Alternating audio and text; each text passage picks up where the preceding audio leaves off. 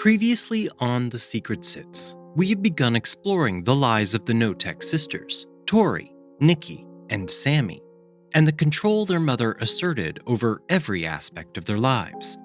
Sami is now at home with her mother and scared that someone will find out about Kathy. And that is where we find ourselves while we pick up our story today.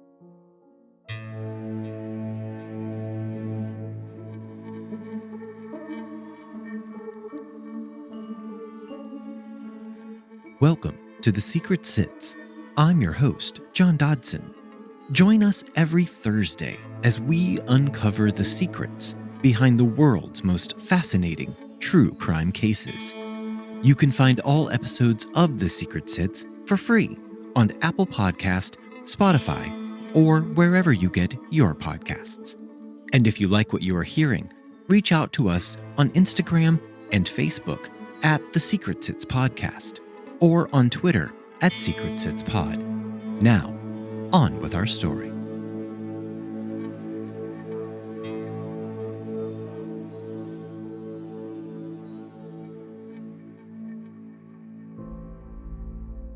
Tori was 12 years old now, and she took in everything. Every single thing. Ron was no longer allowed the luxury of clothes. He worked outside from 7:30 a.m. until 8 p.m. on the exhaustive list of chores that Shelley gave him. At night, Ron would eat his dinner upstairs alone. On most nights, Shelley would give him a couple of sleeping pills, and despite there being an empty bedroom and bed in the house, Ron slept on the floor. Tori would occasionally stand up for Ron and ask her mother why she was being so cruel to him, telling her mother that Ron was a nice guy. Shelley's response was, "Well, if you like him so much, why don't you marry him?" Not long after this encounter, Shelley called Tori down to the living room. Ron stood there for the longest time before he finally spoke. "I don't love you anymore, Tori," he said. Tears welled up in Tori's eyes, and she told him that she did not believe him. But in typical Shelley fashion, she instructed Ron that he was no longer allowed to speak to Tori anytime after this. The two honored Shelley's demands because they both knew the consequences if they chose to disobey her. But sometimes, in the dead of night, when the house was quiet as a cemetery, Tori would tiptoe from her bed to the space where Ron slept on the floor, and she would silently bend down and give him a quick hug. He would nod back at her with a small smile. Sami had noticed a decline in Ron's health when she was home from school, and when Nikki learned that her mother had a male friend living at the house, she called her mom and left a pointed voicemail. "I know there is a man living there, and you need to get him out of the house before history repeats itself." Shelley called her back right away and explained to Nikki that he was a family friend and that he was really good with Tori, and nothing was going on. Sami also backed up what her mother said about Ron. "Everything is fine," she said. "I keep asking Tori. She's fine. She's so much mouthier than we were. She would tell us." Sami did mention that Ron wasn't wearing any shoes, which she found strange. But Nikki just thought, "Oh crap, something is happening." And David Knotek knew it too.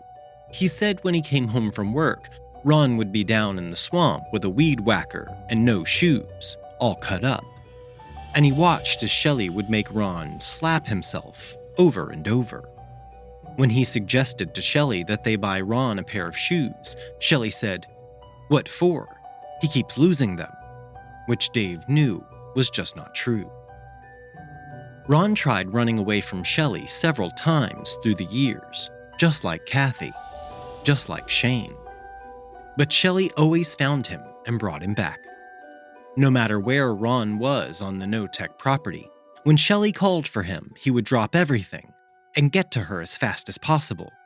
"I'm coming, Shelley dear," he would shout.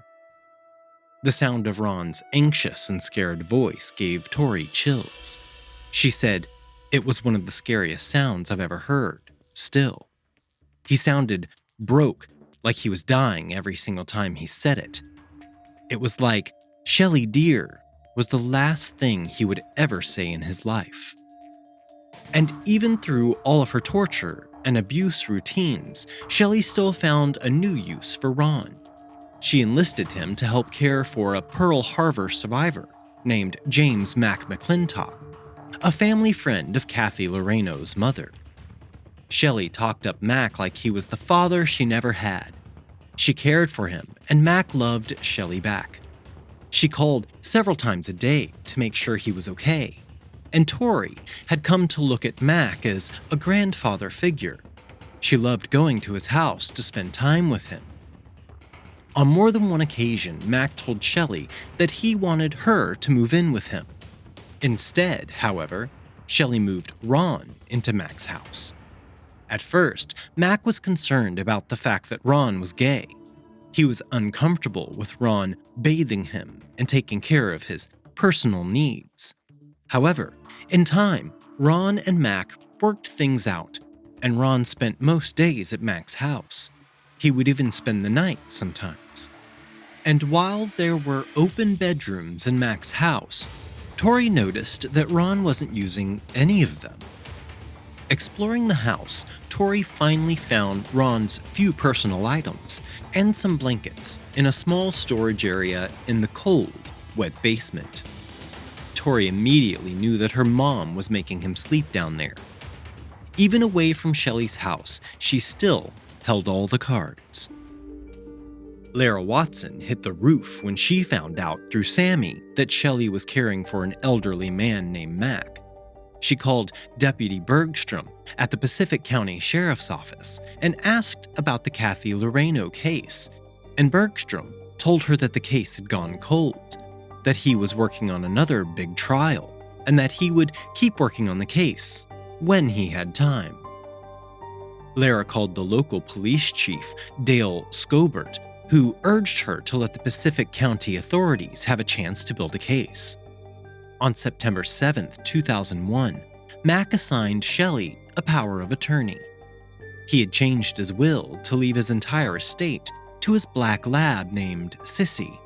But after Sissy died, everything was left to Shelly. Shelly's abuse of Ron while in her house was only escalating. Tori woke in the middle of the night to Shelly screaming.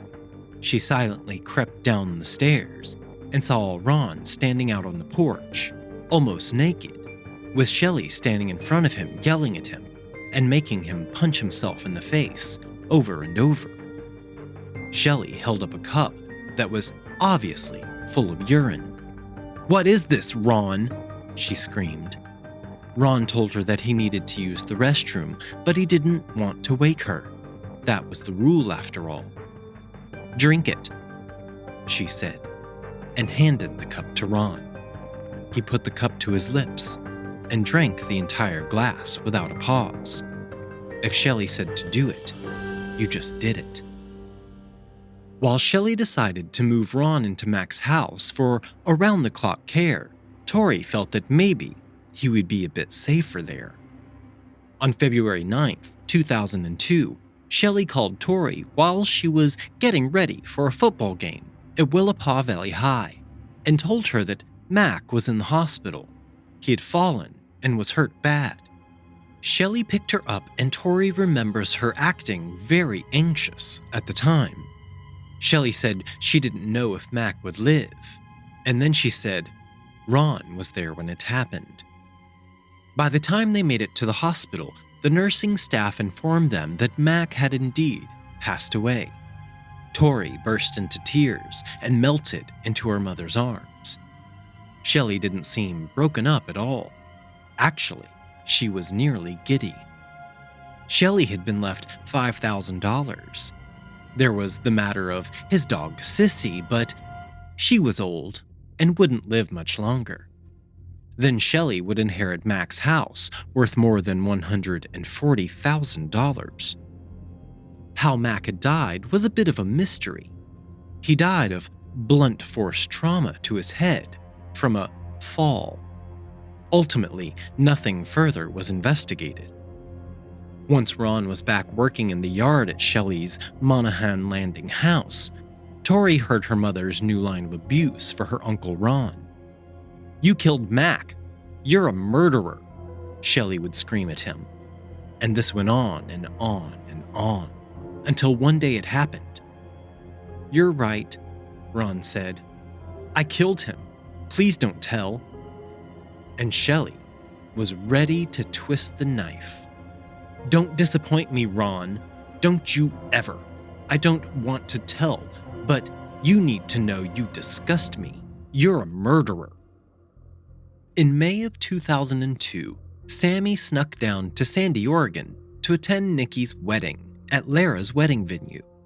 Nikki had found a great man and was living a life that was impossible to imagine when she was growing up, when she was forced to wallow, when she was told she'd never be anything, that no one would ever love her. And Sami understood why Nikki had not invited her tormentor to her wedding. Even so, she wore a special ring on her finger that contained Nikki, Tori, and her own birthstones within it. It was a gift she would give to Shelley the following day, for Mother's Day.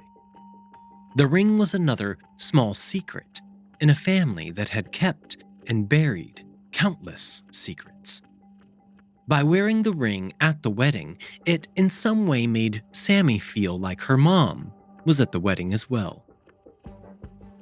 In the spring of 2003, Pacific County Sheriff's Deputy Jim Bergstrom attempted to serve Ron with a restraining order brought forth by his mother. The deputy saw Ron on the porch as he pulled into the driveway. Ron, now a thin, spiderly figure, shot the deputy a startled look and ran through a hole in the fence and into the woods of the backyard. The deputy knocked on the door, but no one answered. 15 minutes later, the dispatcher took a call from Shelley asking for the deputy to meet her in front of the post office. "He's not living with us now," Shelley lied. "He's in Tacoma." The deputy shot back at her.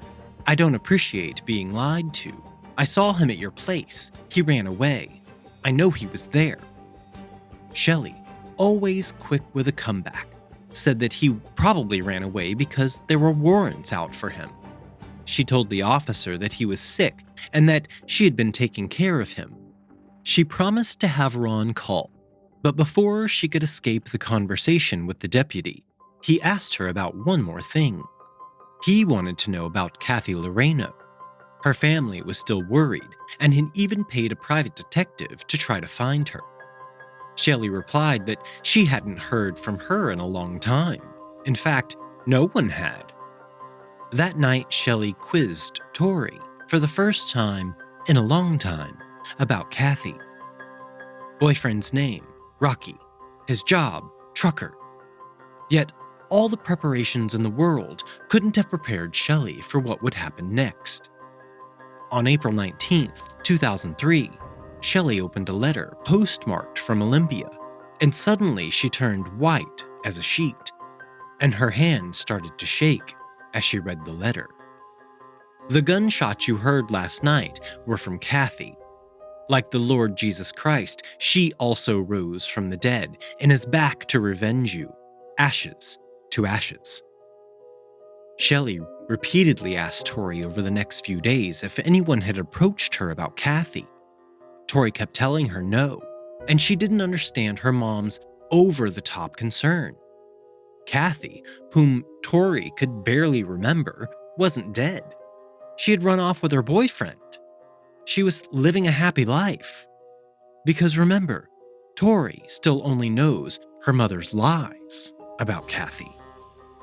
Next, Shelley called Sami at her teaching job. Sami's supervisor pulled her to the side to tell her that her mother was on the phone.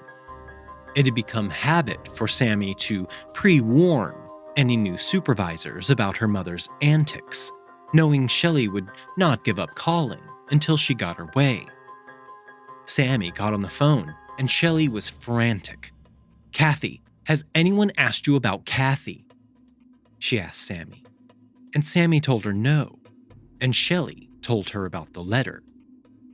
The letter scared Sami because it meant that someone outside of the family knew something. Sami hung up and thought about the necklace Kathy had given to her on her birthday. She thought of how Kathy always had time for the girls when they were growing up, doing their hair, making them laugh with a story. She could think of millions of good things about Kathy. And that is when Sami decided that Kathy's family needed to know what had really happened. Tori spied on her mother and father one weekend when Dave had come home from work. They were outside with Ron, who had fallen off the roof while trying to clean the shingles. He was crumpled up like a ball on the ground, and Dave and Shelly just stood there, not rendering aid, but telling him to get up and do it again, which he did. Shelly would also make Ron stand on the porch railing, barefoot, with his feet already bleeding, and she would make him jump from the railing to the rough and jagged gravel driveway, over and over. Even in his declining health, Shelly never let Ron wear shoes, not even while working outside. And when his feet were a gnarly mess of blood and pus, Shelly would boil a pot of water and then add bleach, and then force Ron to soak his miserable feet. Tori said it was the worst thing she had ever smelled, a combination of bleach and decomposing flesh. One time, Shelly made the water too hot, and the skin began to slough off of his muscle. Shelly bandaged his feet after this incident, and Ron was allowed to sleep in the laundry room floor again. By this time, Shelly was ready to get rid of the troublesome Ron. So she called Dave and told him that she was going to take Ron to a homeless shelter, but Dave would have nothing of that. He didn't care for Ron, but also did not think the shelter was the best idea. The next morning, when Tori woke up, she did not see any signs of Ron anywhere. When she asked her mother where he was, she told Tori that she had taken Ron to stay at Mac's house for a while. Tori's room was just above the noisy gravel driveway, and no one could sneak in or out without making a distinctive loud crunching noise. Knowing a lie when she heard one, Tori simply replied, "I didn't hear you leave, I guess." Ron had been gone a few days before Tori asked about him again. Shelly told her that he was at Mac's house and that he was fine. She said that she saw him twice a day, and she went over every day at 7 a.m. to check on him. Tori knew that was a lie. Her mother didn't get up that early for anyone. But then Shelly turned back on the lovey-doveyness towards Tori. She told her to remember the story if anyone came asking about Ron. She was to say he left and was living in Tacoma now, to which Tori agreed. She had no choice. But she persisted in asking to go see Ron until Shelly finally snapped. Shelly insisted that Tori now do all of the chores that Ron had been doing: weeding, feeding the animals, organizing the kitchen, whatever had to be done, and to Shelly's meticulous specifications at that. When Tori didn't clean the dog's kennel to Shelly's standards, she told Tori to crawl inside, and when she did, Shelly locked the cage. "That'll teach you," Shelly balked. "How does it feel to be treated like your precious puppy, you stupid asshole? You think a dog likes lying in its shit?" And then Shelly turned on the hose, soaking Tori with water muddled with dog feces. Sami was pleased when her mom called and said she had decided to allow Tori to go spend a few days with her sister in Seattle. It was the first time this had ever happened. They met in Olympia, a good halfway point for both parties, and had dinner. Sami could tell her mother was a mess. Her hair was frazzled, and her thumb was swollen to double its size. She may have also lost a couple of teeth, but Sami could not tell for sure. On the drive to Seattle, Sami had 2 surprises for her little sister. First, you're going to try sushi for the very first time. Second, we're going to see Nikki tomorrow. All of a sudden, Tori was panic-stricken. She was not only terrified of seeing her sister for the first time in 7 years, but she also didn't want to defy her mother. When the 3 sisters gathered at Duke's Seafood and Chowder House in Seattle's Lake Union the next day, it was, for Tori, like experiencing the most amazing women she had ever met. Nikki was now 28, all grown up, beautiful and poised. She even smelled wonderful. No one talked about how terrible their mother was during this meal, or how misguided their father had been. They all just reveled in this moment of reconnection and reunion. On July 22nd, 2003, Dave's phone rang. It was Shelley. Not normal Shelley, not demanding Shelley. This Shelley spoke in a halting, weary voice. She told him that he needed to come home, that there was something bad going on with Ron. Dave had been home the previous Sunday, and he'd seen Ron recovering from what Shelley insisted had been a fall from a tree. His finger had been broken in the fall. Dave also recalled that Ron's feet were bandaged. There were burns on his head and chest, which Shelley claimed came from burning bushes in the yard. There were bruises, too. Lots of bruises. Again, all from accidents, Shelley claimed. Dave had tried to get Ron to leave the house, offering him $270 in cash just to leave town. But Ron said he would hurt or kill himself if he had to leave Shelley. Dave was already in hot water with his boss, and he told Shelley he couldn't make it home until Friday, which seemed forever away. During this early morning call, Shelley never told Dave that Ron was dead, but he already knew. Shelley claimed to have just found him on the back porch, already dead. She insisted that she had tried to revive him, but to no use. So she had dragged his body down to the pole shed, dressed him in clean sweatpants, something she would never let him wear while alive, and put his body in a couple of sleeping bags. Next, Shelley moved all of the camping gear from atop the freezer, opened the lid, and placed Ron's body inside.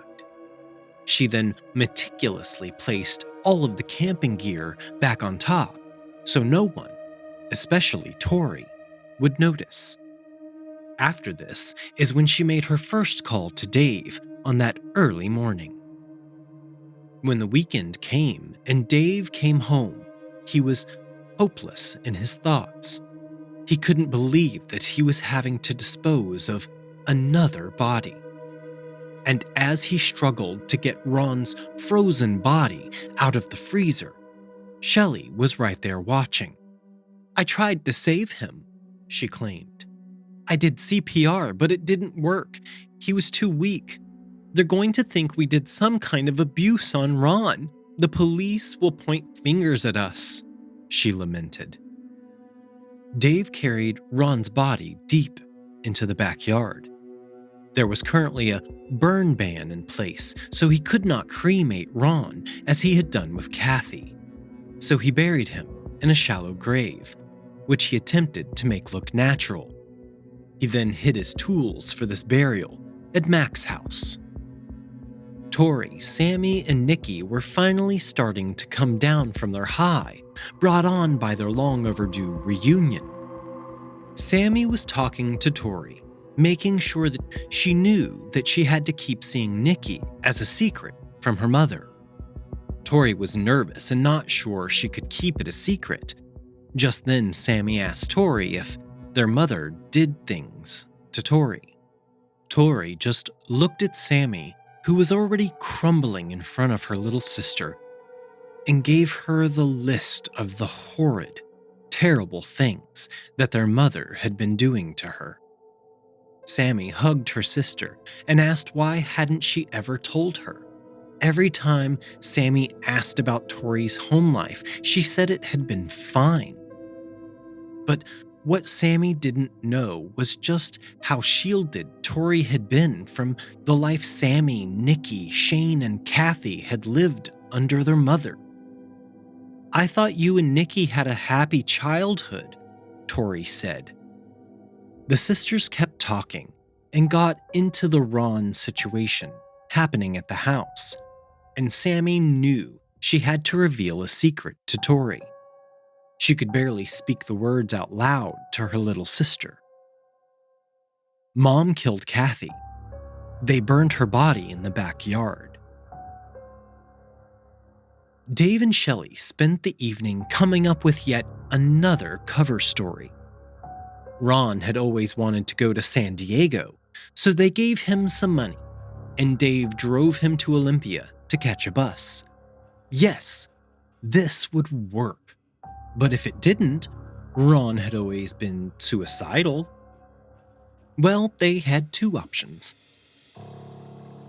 Sami and Tori sat up talking the entire night, being open and honest with each other, giving one another a blow-by-blow incident report. If it had happened to Sami, it was now happening to Tori. Then Sami asked for the truth about Ron. Tori didn't need to say anything. Just with her eyes, she said it all. "I think Ron is dead, and I think our mother did something to him." Sami pulled herself together and said, "We need to tell Nikki." The call came at an hour when people only call with the most dire news, and Nikki answered the phone. It was Sami. "We have to get Tori out of there," she said. Sami recounted Tori and her conversation about Ron. But Nikki was in a different place in her life than where she was 2 years ago when she had gone to the police. And they didn't do anything back then either. They broached the subject of Shane, which they had only spoken about in whispers before. Sami then went back to Tori. "We need to figure out what is best," she told her little sister. "Do you think you can give us some time and wait this out? You'll be 18 in 4 years. Tori cried in her sister's arms. She wanted to do what was best for everyone, but she was filled with anger, and she knew her mother needed to be stopped. "I can't do this anymore, Sami," Tori said. Sami held her sister. She was desperate. She knew that everyone's lives would go up in flames if the truth ever came out. Even so, she'd found a way to navigate her mother's treachery, and she hoped Tori could do the same. Shelley met Tori and Sami at the same Olive Garden parking lot in Olympia where she had dropped her off before. Tori just sat in the car for the whole ride, telling her mother she had a headache and pretended to sleep. When they arrived at the house on Monahan Landing, the house already felt foreign to Tori. "Ron got a job," Shelley proclaimed. "No, he didn't. Ron's dead," Tori thought. Shelley started to grow suspicious of her daughter's silence since returning home. When Shelley asked her if she was all right, Tori said she didn't feel well and was getting a runny nose. Shelley was not fooled, but she was willing to play the fool. She gave Tori a cool look and said, "Oh, I have something that can help with that." She disappeared and came back with a couple of tablets. "Take these," she said. Tori called Nikki later that night and told her about the interaction with her mother and the pills. What did she offer you?" "Some pills." "What kind of pills?" "Yellow ones for my nose."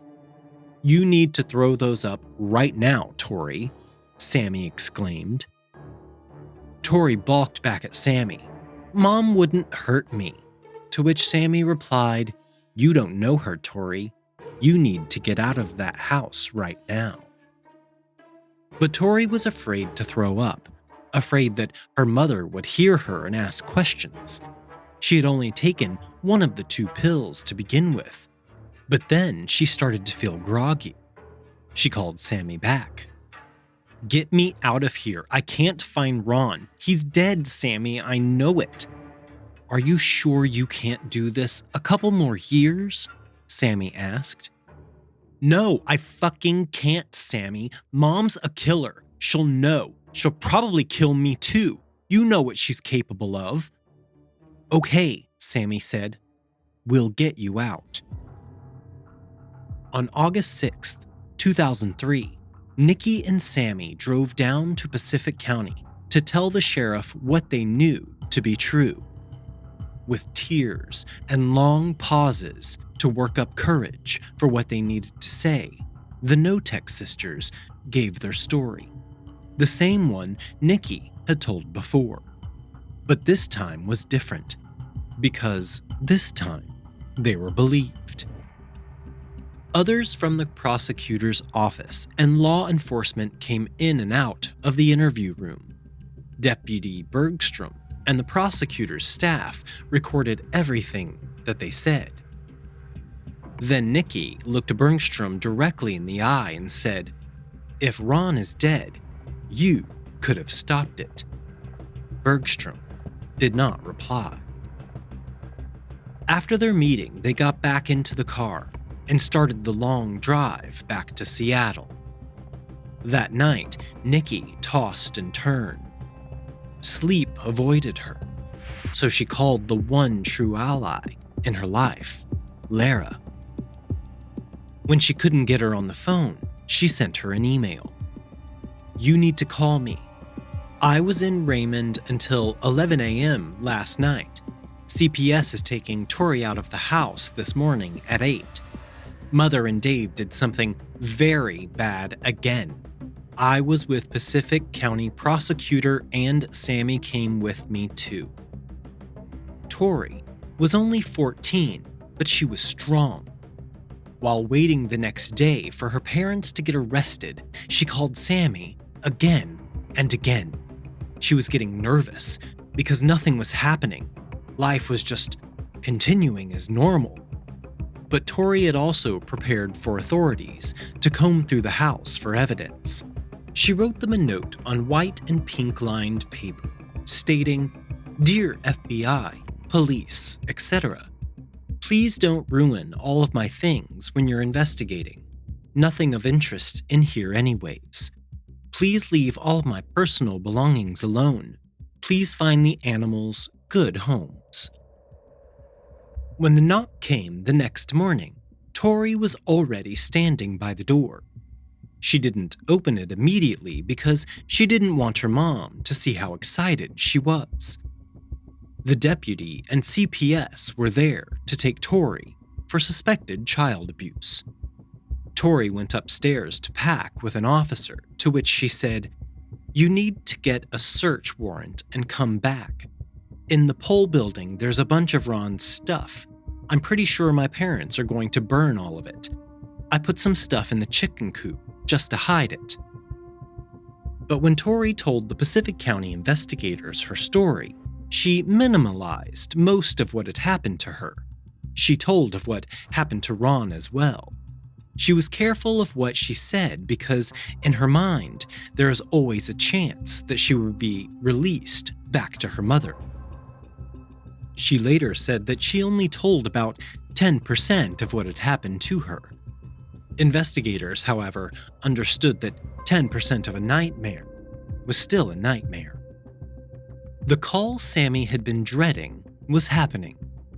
She stared at her mother's phone number on the phone for a moment, and she considered letting it go to voicemail. When she answered, Shelley launched into what had just happened. "I've never even laid a hand on her. I don't think I've ever even grounded the girl. And every time I did, I would take it back, Shelley claimed. Tori had spoken to police. So had Nikki and Sami. Lara had also called the deputy and spoke for 2 hours about what she knew, but none of these statements led to an arrest. But Dave Knotek took care of that all by himself. He went to the sheriff's office. Dave was tired. Dave was beaten down. And Dave was nervous too. When investigators asked him if he would consent to an interview, Dave could not think of a reason not to. He had never hurt Tori, and neither had his wife, he thought. But as it turned out, they didn't want to talk to Dave about Tori. They wanted to talk about Kathy and Ron. Dave stayed firm to the story that he and Shelley had done nothing wrong. But then little pieces started to crack away, and Dave began to cry. He asked to use the restroom. The investigators agreed, and one of them followed him down the hall. Just outside of the bathroom, Dave broke down and told the officer where Ron was buried and where Kathy's remains had been scattered after her body had been burned in the fire pit. Deputies picked up Shelley at Mac's house. She was confused, indignant. She couldn't understand why anyone would think that she had done anything wrong. Nikki cried when she got the news that her parents had been arrested. Her dad had admitted to disposing of Kathy and Ron's bodies, but nothing else. And he hadn't pointed a finger at Shelley, and for her part, Shelley kept her mouth clamped shut. There was a tragic irony to the date. It was Kathy Loreno's birthday.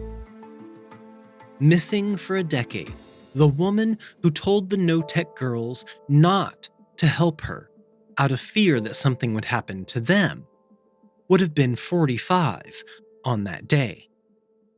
Nikki sent an email to her grandmother. The police are going to search the house and property today. Cross your fingers, they find stuff. But I think the confession from Dave on disposing of the bodies might be enough along with our statements. We all have to remember that Mother is pretty smart, and she manages to weasel her way out of a lot of things. I hope this won't be one of them. As the whirlpool of truth began to pull Shelley and Dave downward, there was the matter of the other person who had vanished into the night, Shane. On the day after her parents' arrest, Sami and her boyfriend went out for a steak dinner to celebrate her 25th birthday, trying to maintain some sense of normalcy. Newspapers and TV had been rife with stories about her parents.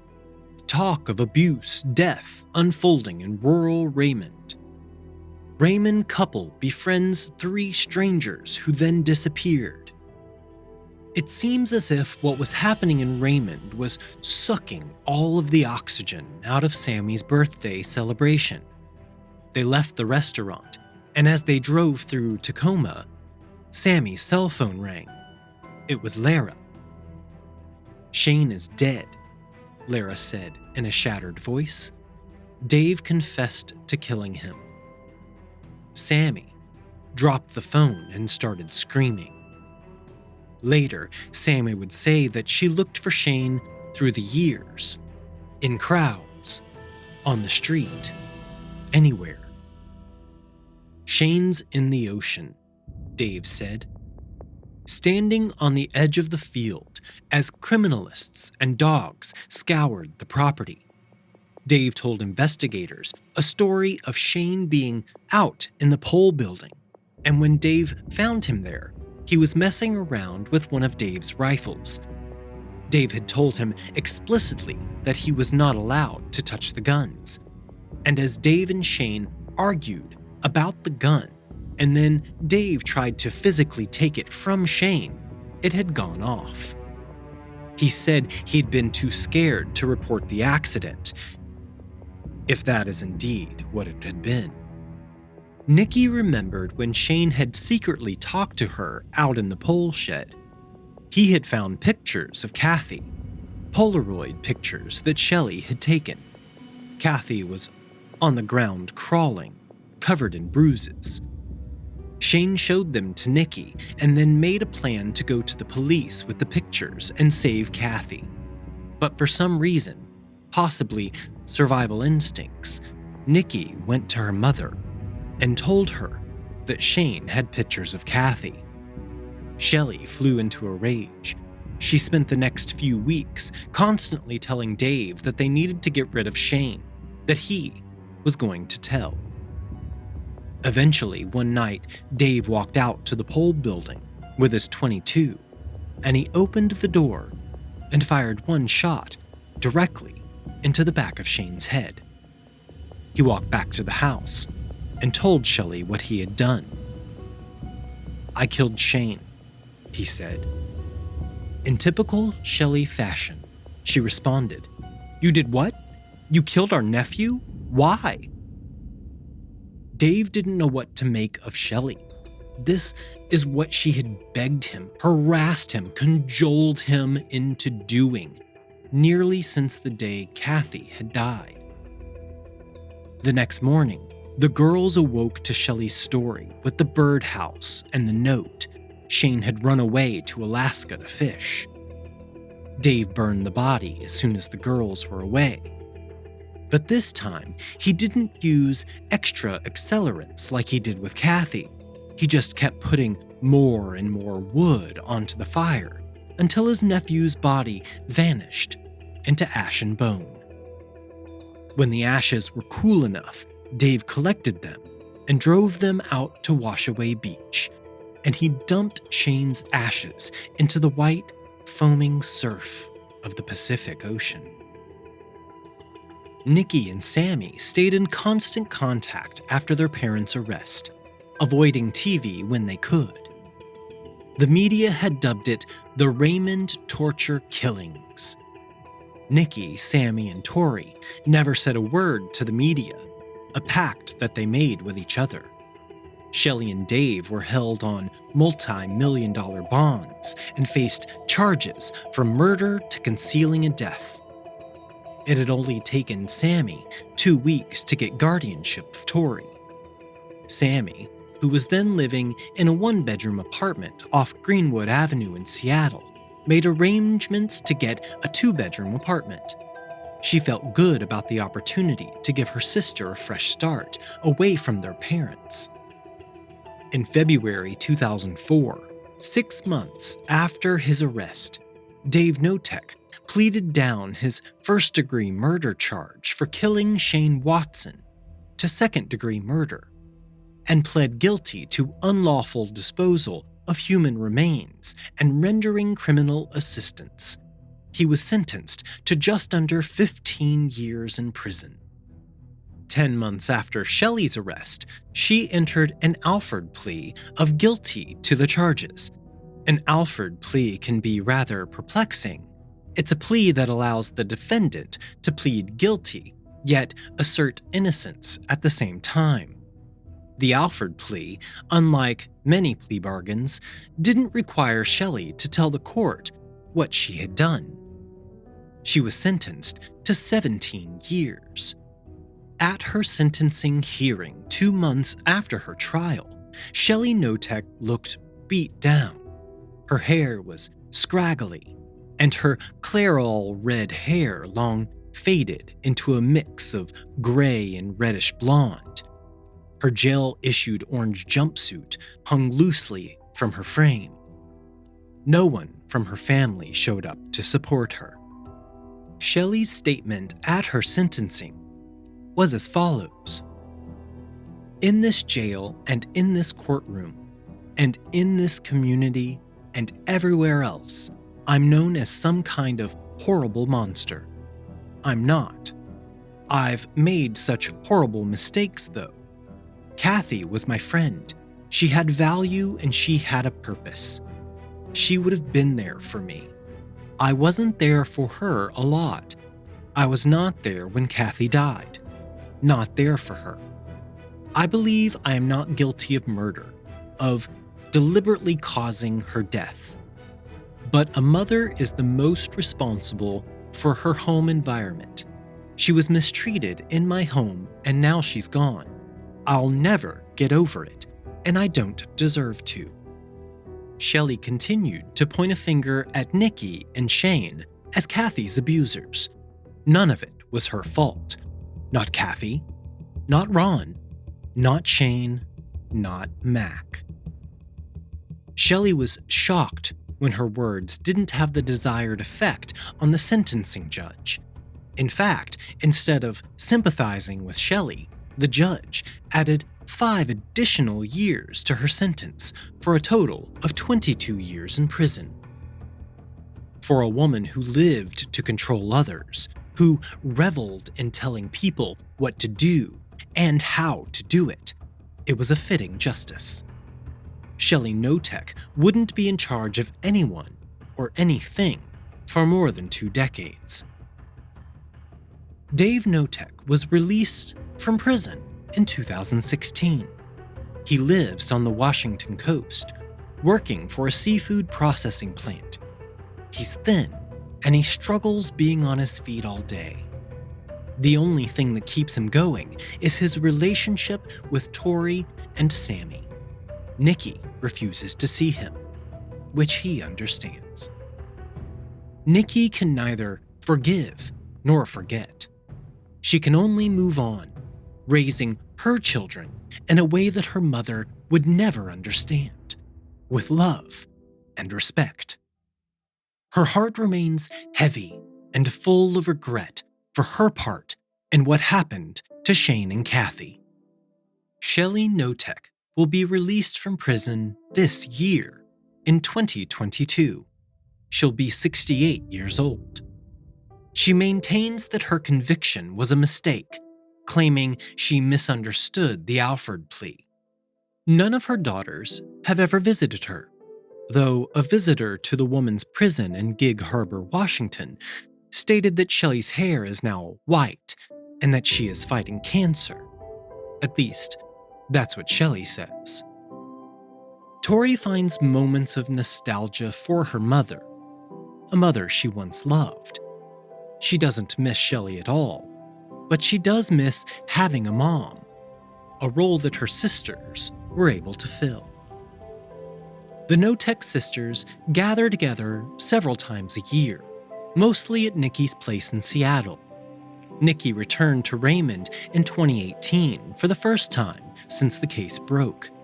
It was hard, but Sami was there as Nikki revisited memories of their mother. She remembered a few times when her mom was kind and attentive even. Those good memories brought tears. Sami also returned to the Louderback and Monaghan Landing houses for the first time that fall. She had a visceral reaction to the bathroom at Louderback and the place where Nikki had been made to wallow. Tears came. Smiles too. She pointed out a fish pond that her boyfriend had made and the spot where he'd parked his car to drop her off, honk, and flash his lights until Shelley gave up and let her inside.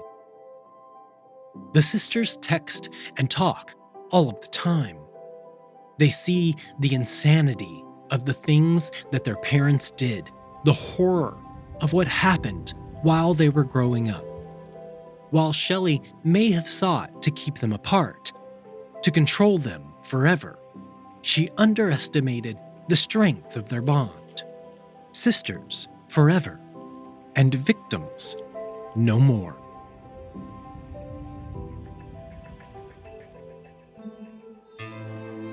The Secret Sits podcast is researched and written by me, John Dodson. Audio engineering by Gabriel Dodson. Original logo artwork provided by Tony Lay.